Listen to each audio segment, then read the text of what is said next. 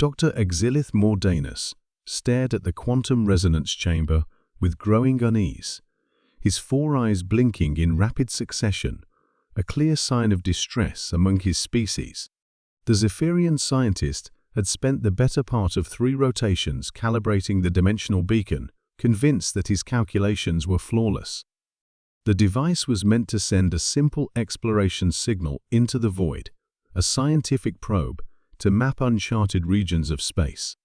The energy readings are stable, his assistant, Kelvar, reported from behind a bank of crystalline monitors.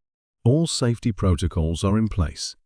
The beacon should transmit for exactly 0.3 time units before automatically shutting down. Xilith's anxiety didn't diminish. The Galactic Council had been very specific about unauthorized communications beyond their established territories. The outer rim worlds were considered too dangerous, populated by primitive species, that the Council deemed unsuitable for contact. But scientific curiosity had always been Xilith's weakness. "Initiate the sequence," he commanded, his voice barely above a whisper. The beacon hummed to life, its core glowing with an ethereal blue light that pulsed in rhythm with some cosmic heartbeat. Energy patterns cascaded across the chamber walls as the device reached out into the vast emptiness beyond their home system, probing for signs of intelligent life. For several moments, nothing happened. Then, the beacon's output spiked dramatically. "Silith." Kelvar's voice cracked with panic. "Something's responding. The signal is being amplified. Somehow it's broadcasting across multiple star systems." Before Exilith could react, the beacon exploded in a shower of sparks and twisted metal. Emergency lights bathed the laboratory in crimson as alarms shrieked throughout the research station. The scientist stumbled backward, his pale blue skin now ashen with terror. "What have we done?" he whispered. The answer came sooner than expected. 3 standard days later, Admiral Thesek Velta stood on the bridge of the Zephyrian flagship Peaceful Harmony, watching his sensor arrays light up with contacts that shouldn't exist. His people were known throughout the galaxy as master diplomats and peaceful explorers. They had never encountered a situation their careful words and logical reasoning couldn't resolve. "Admiral," his tactical officer reported, her voice trembling, "we're detecting massive hyperspace distortions approaching our system. Multiple contacts. Hundreds of them." "Impossible," Thesek replied, his confidence wavering. "No known civilization has that kind of fleet strength in this sector. Run a full spectrum analysis." The main display flickered to life, showing the edge of their solar system.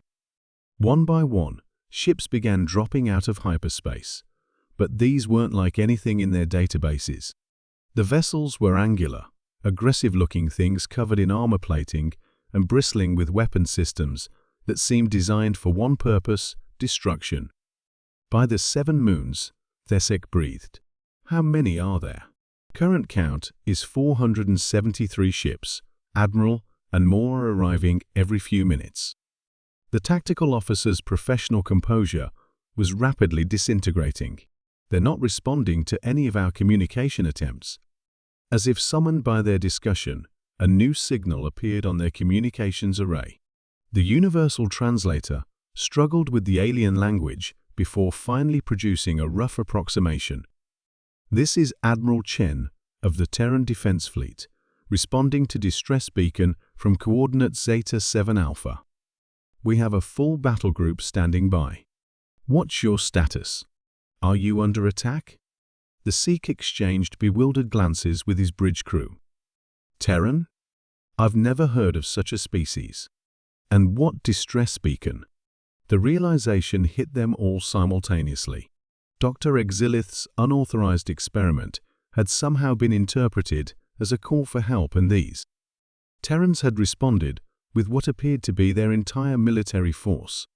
"Patch me through to their admiral," Thesek ordered, hoping his diplomatic training would serve him well.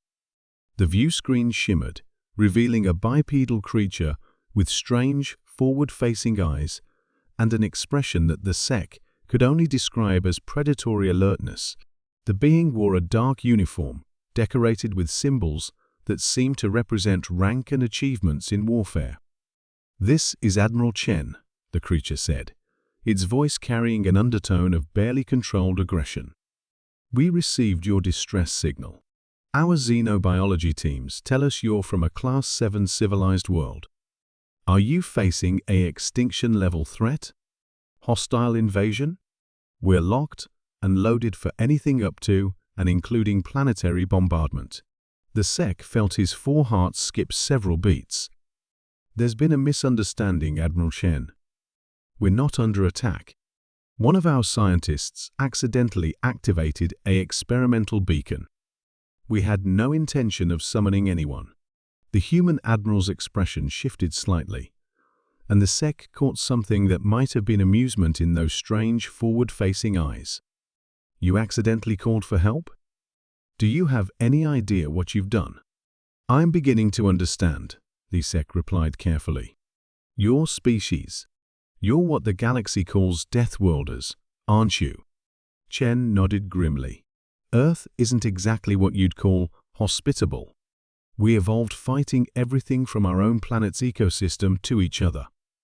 When someone sends out a distress call, we don't ask questions first. We show up ready for war." Through his bridge's sensors, the Sec could see the human fleet repositioning itself into what was clearly an aggressive formation. Each ship was larger and more heavily armed than anything the Zephyrians had ever constructed. The humans had built their entire civilization around conflict and survival. "The thing is," Chen continued, "our response protocol is pretty specific. When we get a distress call, we don't send just one ship. We send everything we can spare. This task force represents about 60% of our active fleet." The Seek's legs nearly gave out beneath him. 60%? How large is your full fleet? Let's just say that Earth learned early on that the best defense is an overwhelming offense. We've been preparing for interstellar threats for the better part of 2 centuries. Chen paused, studying the Zephyrian admiral with those unsettling predator's eyes. "But it looks like we're dealing with a false alarm here. A false alarm that could have started an interstellar incident," the Seek agreed weakly. Chen's expression softened slightly. "Look, no harm done. But you might want to put some better safeguards on your experimental equipment. The galaxy's a dangerous place, and there are species out there a lot less reasonable than us." As the human fleet began to withdraw, the Sec couldn't help but wonder what other horrors lurked in the unexplored regions of space. If these Deathworlders considered themselves reasonable, what did that say about the truly dangerous species they'd learned to fear? Dr. Exilith's experiment had taught them all a valuable lesson. Sometimes the most terrifying response to a call for help is when someone actually answers.